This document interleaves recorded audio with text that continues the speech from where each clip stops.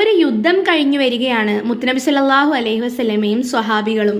ഉച്ചവെയിൽ അസഹ്യമായപ്പോൾ ധാരാളം മുൾമരങ്ങളുള്ള ഒരു താഴ്വരയിൽ എല്ലാവരും വിശ്രമിക്കാനിറങ്ങി.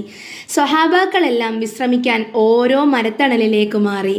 ധാരാളം ഇലകളുള്ള ഒരു മരത്തണലിൽ തിരുറസൂൽ സല്ലല്ലാഹു അലൈഹി വസല്ലമയും വിശ്രമിക്കാനൊരുങ്ങി. അവിടുത്തെ വാൾ മരത്തിന്റെ ചില്ലയിൽ തൂക്കിയിട്ടു. അല്പസമയം കഴിഞ്ഞപ്പോൾ നബി സല്ലല്ലാഹു അലൈഹി വസല്ലമ തങ്ങൾ എല്ലാവരെയും വിളിച്ചു വരുത്തി. എല്ലാവരും തങ്ങളുടെ സല്ലല്ലാഹു അലൈഹി വസല്ലമയുടെ അടുത്തേക്ക് ചെന്നു. അവിടുത്തെ ചാരെ ഒരു കാട്ടുവാസിയായ മനുഷ്യനിരിക്കുന്നുണ്ടായിരുന്നു. അതേക്കുറിച്ച് ചോദിച്ചപ്പോൾ മുത്തുനബി സല്ലല്ലാഹു അലൈഹി വസല്ലമ തങ്ങൾ പറഞ്ഞു, ഞാൻ ഉറങ്ങിക്കൊണ്ടിരിക്കുമ്പോൾ ഇയാൾ എൻ്റെ വാൾ കൈക്കലാക്കി. ഉണർന്നപ്പോൾ എന്നെ വധിക്കാൻ വേണ്ടി ഊരിപ്പിടിച്ച വാളുമായി നിൽക്കുന്ന ഇദ്ദേഹത്തെയാണ് കണ്ടത്. അദ്ദേഹം എന്നോട് ചോദിച്ചു, എന്നിൽ നിന്ന് നിന്നെ ആര് രക്ഷിക്കും? ഞാൻ പറഞ്ഞു, അല്ലാഹ്. ഇത് കേട്ട മാത്രയിൽ അയാളുടെ കയ്യിൽ നിന്നും ആ വാൾ നിലത്തു വീണു. അങ്ങനെ നിരായുധനായി നിൽക്കുന്ന അവസ്ഥയാണ് നിങ്ങളിപ്പോൾ കാണുന്നത്.